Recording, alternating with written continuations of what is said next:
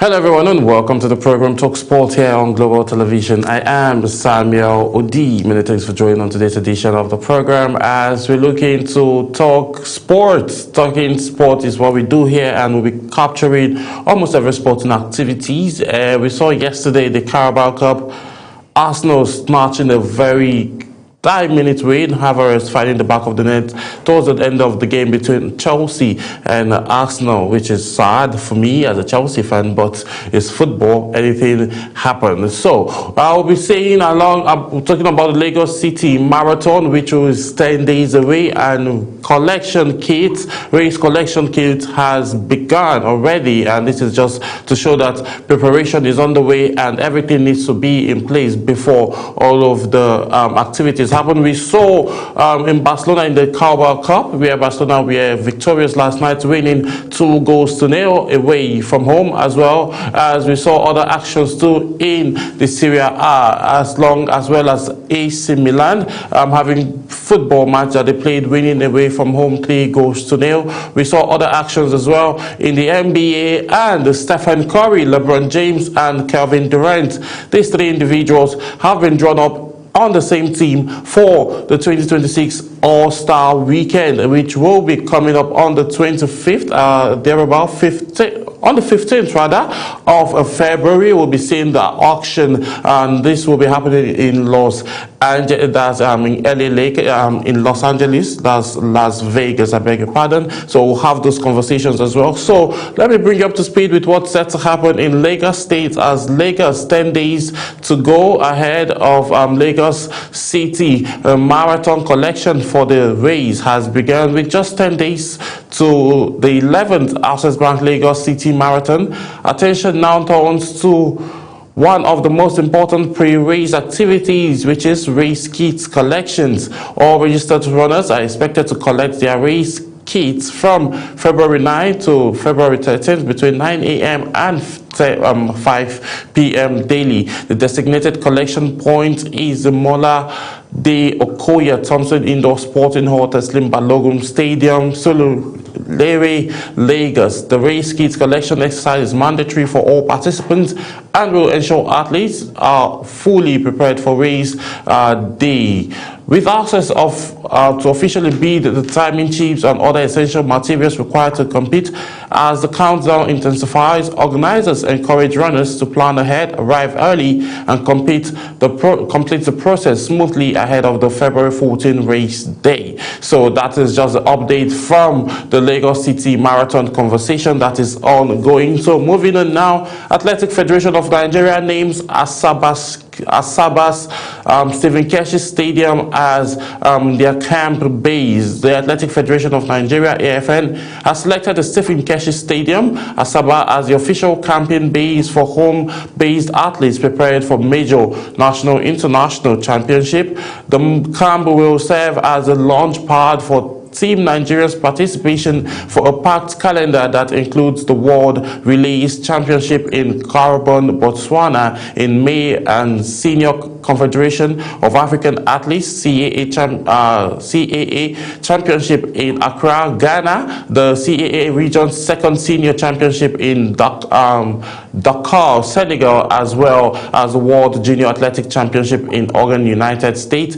The AFN president, talking about Chief Tokubo Okowa, led an inspection tour of the facility alongside the Federation Technical Director Gabriel Okon and Federation Scribe Israel Iyang, as well as athletes representatives. The visit was aimed at ensuring that the stadium was supporting infrastructure meets the standard required for high-performance training ahead of the crucial competitions. The major boost to the campaign program is supported of Delta State government, with Governor Retired Honorable Sheriff Francis approving the use of the facilities at the Stephen Keshi Stadium free of charge. The gesture further reinforces Delta State's reputation as a strong supporter of sports development in Nigeria. So this is interesting to see that this is more like the activities that we are meant to be seeing around grassroots sport development, and looking at the president of AFN, Okowa, traveling all the way to Delta to make sure that the stadium, the camping base for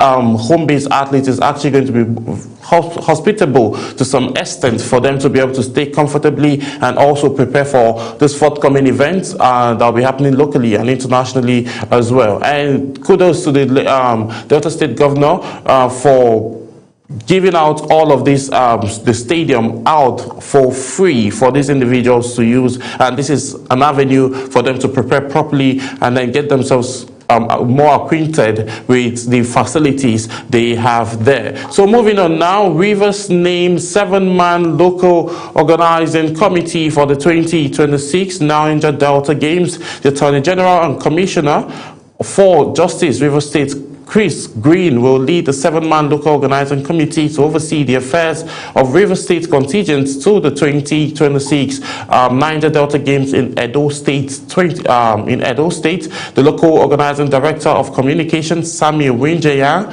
in a statement says that other members of the committee are Professor Ken Anyanwu, Iman Nada Awale Salibu Obiang, and also Emmanuel Jaja, who will serve as the secretary of the local organizing committee. Speaking after the inauguration, chairman of the local organizing committee charged other members of the committee to bring their wealth of experience to bear in ensuring that Team Rivers and the Rivers State contingent to the games will law the conduct themselves creditable well in those states. So all of this now is just them saying that all the best of the best should come so as they can be able to perform properly and win games, which is very, very important, and have a podium finish. That is what River States are gunning for, and they have been able to set up a 7-man local organizing committee to see to that. This shows you that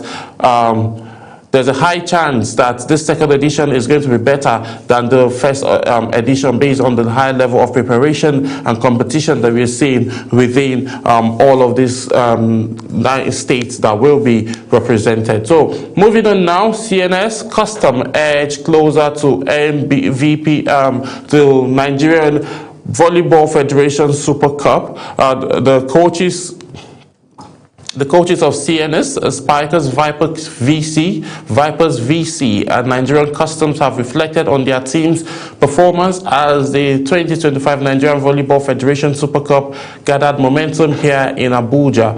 CNS Spikers women's head coach Adeshola Oladapo appreciated his team's hard-earned win over composure and divine grace, admitting that lapses in contention could easily have turned the game the other way. Oladapo praised the fighting spirit of Vipers VC, noting that the encounter exposed areas his team must improve on as they chase the Super Cup title. Despite the loss, Vipers VC head coach John Joel remained unbeat, describing the defeat as valuable learning experience for the young side. Joel highlighted the courage shown by his players against a more experienced Premier League team, experiencing confidence and future encounter with CNS Spikers would produce a different outcome once his squad built on the lessons they learned. Meanwhile, Nigerian Customer head coach Jonah Adamu experienced delight after his team secured qualification for the semi-finals. Adamu credited strong backing from the Comptroller General of Custom and the Nigerian Customs Service Sports Unit for his team's morale, stressing that winning the Super Cup remains a clear mandate given to his players. With confidence high across camp, the Super Cup continues to deliver intense competition and valuable development for both seasons and emerging teams. So this is just interesting to bring you up to speed with currently what's going on in the world of volleyball currently here in the Moshood Abiola International Stadium. So moving on now, let's talk Glasgow 2026. Commonwealth confirmed Nigeria for basketball event.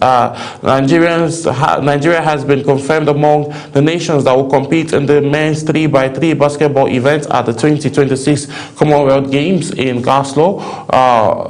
which will be the country's first appearance in the fast-growing format at the Games. The confirmation was made by the Commonwealth Sport, which released the list of qualified nations for basketball competitions scheduled to hold at the Scottish Event Campus from July 24th to 29th, 2026. The announcement represents a significant milestone for Nigeria, which did not feature when discipline made the Commonwealth Games debut at Birmingham 2022. 3x3, that's 3-on-3 basketball will be included in the Games program for the second time following a strong reputation in Birmingham for years. 4 years ago, the Gaston edition will also see the competition expand from 8 teams per gender to 12, reflecting the rapid growth and rising global appeal of the half-court format. Nigeria will line up in the men's competition alongside Australia, the Cayman Islands, Fiji, Jamaica, Kenya, Malaysia, New Zealand, Scotland, and Singapore, with one additional European qualification slot yet to be decided. The women's tournament will feature Australia, Cayman Island, Fiji, Jamaica, Kenya, New Zealand, Peru, Guinea, Scotland, Singapore, Tonga, and Uganda, alongside the European nation to be yet confirmed. Nigeria is among a group of debutants in the men's competition, including Guyana and Malaysia, while Uganda will make its first appearance in the women's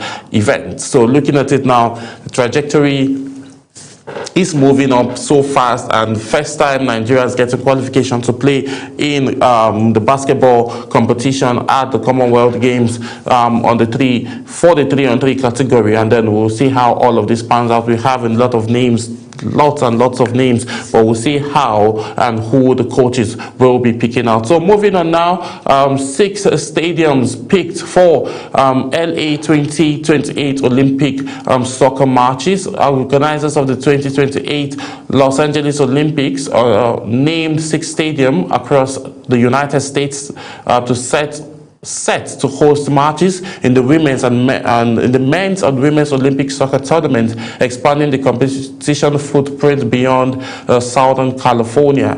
LA 28 said group stage and knockout games will be played in New York, Columbus, Nashville,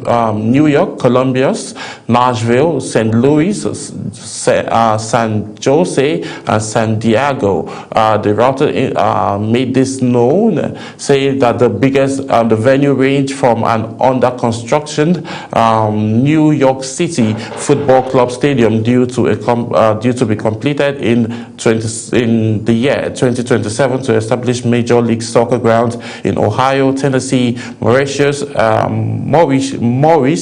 and also Northern California. Final stage matches include the men's and women's gold medal games have already been confirmed for Rose Bowl in Pennsylvania. The men's final is scheduled for July the 28th, 2028, followed by the women's final on July the 29th, 2028, organizers said. So preparations are on the way ahead of the Olympics 2028, and we're seeing a whole lot of preparations to teams and countries. You would remember the National Sports Commission is very, very particular about, Olympics and making sure that every other thing that would hamper or make athletes not to qualify, all of those things are being taken care of, and things are being provided also for the athletes to facilitate and get themselves properly ready. So moving on now, Super Falcons opens camp